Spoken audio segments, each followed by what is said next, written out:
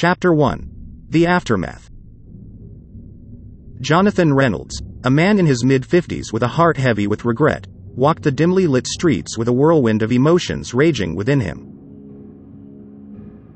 He had finally found the courage to utter those fateful words to his wife, to confess his desire for a divorce. The weight of his decision pressed down upon him, threatening to crush his spirit.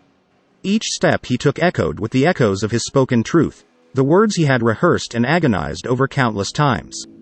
He couldn't help but replay the scene in his mind, over and over again, dissecting each sentence, each expression, questioning if he had made the right choice.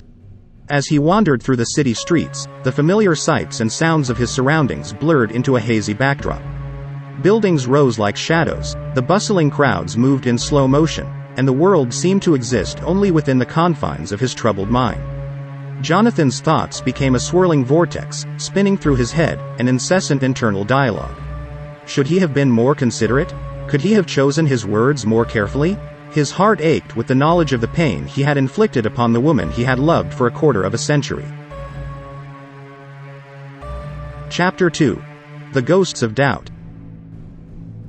The streetlights cast long, wavering shadows across the pavement, mirroring the uncertainty that now consumed him.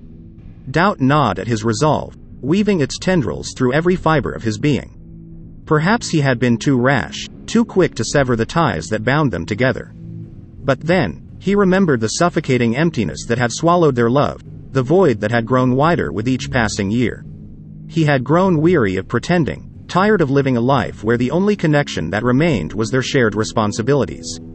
His soul craved more, and he had hoped that by being honest, they could both find the happiness they so desperately sought.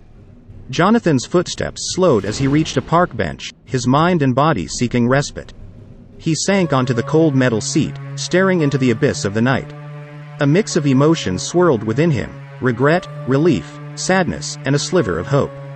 It was an emotional roller coaster he couldn't escape. Chapter 3.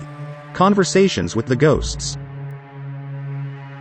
Alone with his thoughts, Jonathan found solace in speaking aloud, as if addressing the ghosts of their shared past. "Did I make the right choice?" he whispered to the night. "Was there another way to salvage what was left of our love?" The wind whispered through the trees, offering no answers. Memories flooded his mind, their wedding day, the birth of their children, the laughter and tears they had shared. How had they come to this point of disconnection? He closed his eyes, his mind retracing the steps that had led them to this precipice. The late-night arguments, the moments of silent resignation, the longing for something more. It had become unbearable, an ache that nestled deep within his soul. "I should have thought harder," he murmured, his voice trembling with regret. "I should have tried to bridge the gap between us, to find a way back to the love we once had."